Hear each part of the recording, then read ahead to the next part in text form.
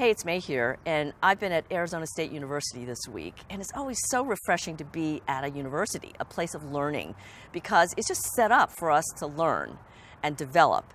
But when we get into our work lives, when we get into our careers, then it becomes really much more difficult to do that because we don't have an instructor sharing with us what syllabus or what curriculum we're supposed to be learning. We don't have a major that we've chosen so that we know what courses we want to take. And it means that we have to be so much more intentional. So it's super important that you develop yourself. You keep developing, learning, and growing. And that's why I want to share with you the two challenges that we all have when we're in our working lives and want to learn, grow, and develop while we're working.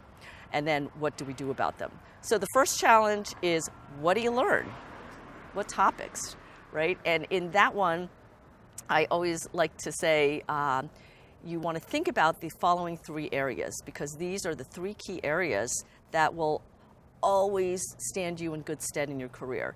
The first one is working on yourself, self-awareness, your presence, how you're coming across. The second one is about how you work with people. So that's, are you a good leader? Are you communicating well? The third one is about working on the business.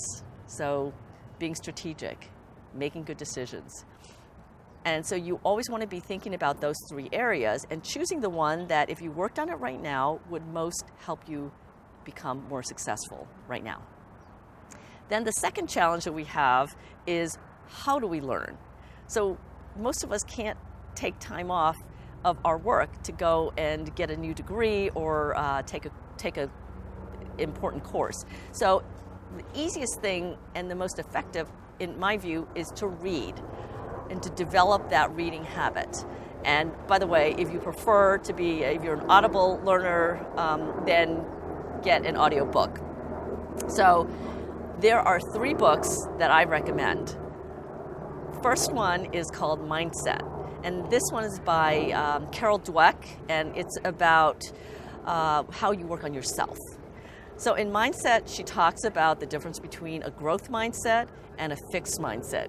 Guess which one will serve you better in your career? Yeah, growth mindset. And for me, what my biggest takeaway is how to think about failure. I've always had this huge fear of failure, and instead now I've learned to look at it as a learning opportunity and a growth opportunity. And that's just taken a lot of the pressure off for me. And I just wish that I had this book back in the day, because I had a lot of fear of failure and it was really holding me back. The second book is The Coaching Habit by Michael Bungay-Stanier. And this one is about working with people, how you work with people. And it's about being a really great leader by using coaching techniques. And my big takeaway from this is, as a leader, you don't need to have all the answers. And oftentimes, the most important thing is to ask a good question. And asking a question can really allow your team to shine, and you'll leave them feeling more empowered, and then you can always give your answer after they've answered from what they know. In fact, I just used it in my team meeting this morning. We're going to have a strategy session, and I could have just said, oh, here's what we're going to do, this is the way to do it, but instead I said, well, you know, I want to tap into the wisdom of the group here. What have you observed as very effective in these kinds of sessions? And we got a lot of really great ideas that I hadn't thought of myself. The third book is The 4 Disciplines of Execution. And this is by Sean Covey, Chris McChesney, and Jim Hewling. And it is in the category of how you work on the business. And in this one, this was super helpful for me because I work in a whirlwind. I don't know about you, but there are deadlines, there are things going on, there are shiny objects to chase.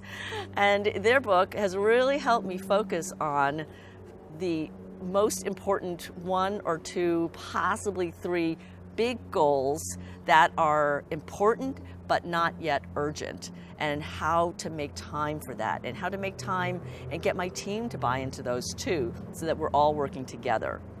So I hope those 3 suggestions help you, and I urge you to identify Which of those three areas, working on yourself, working on how you work with people, and working on how you work on the business, which of those three would most help you if you worked on it right now?